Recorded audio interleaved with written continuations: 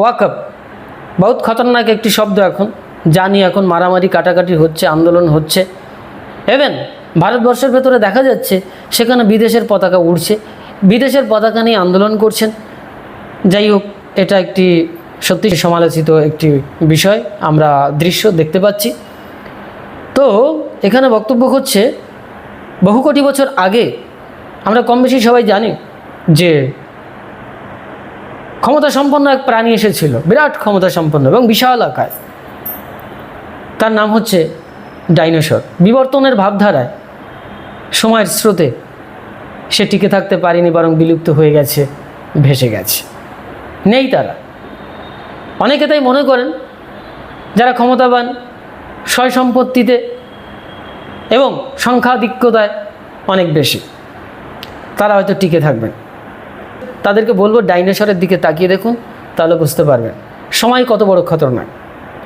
তবে সেখানে নৈতিকতা আলাদা বিষয়বস্তু, মোরালিটি যেখানে নেই সেখানে এই অসভ্যতা কতক্ষণ টিকে থাকবে বলা খুব দুষ্কর। তো সংরক্ষণের নামে যে বিভাজন, সংরক্ষণের নামে যে মারামারি কাটাকাটি, ধর্মের নামে জাতি শ্রেণী সাংগঠনিক দিক রক্ষা করবার নামে আমরা পৃথিবীতে যে সমস্ত অনাচার সৃষ্টি করছি, ব্যভিচার আনছি, মারামারি কাটাকাটি দলাদলি, এই সমস্ত যে সমস্ত বিষয়গুলো এখন ফুটে বেরোচ্ছে এই ওয়াকফকে কেন্দ্রায়িত করে, তা বড় খতরনাক দিকেই এগিয়ে চলেছে। আমি কিছুদিন আগে আমার এক মিত্রের সঙ্গে তাই বলছিলাম যে ভারতবর্ষে গৃহযুদ্ধ হনে বেলা এবং সারা পৃথিবীতে তাই হয়তো আসতে চলেছে, এবং তা আমরা বাস্তবিক যদি একটু জ্ঞাননেত্র থেকে দেখি তাহলে পরিষ্কার বুঝতে পারবো যে সেই সময়টি এখন চলছে। সুতরাং যে ক্ষমতা সয় সম্পত্তি যত বাড়াবেন তার উপরে যে আপনি পৃথিবীতে টিকে থাকবেন এটা নাও হতে পারে। একমাত্র নৈতিকতা, সততা, সত্যতা, ন্যায় এগুলো আপনাকে টিকে রাখতে পারে।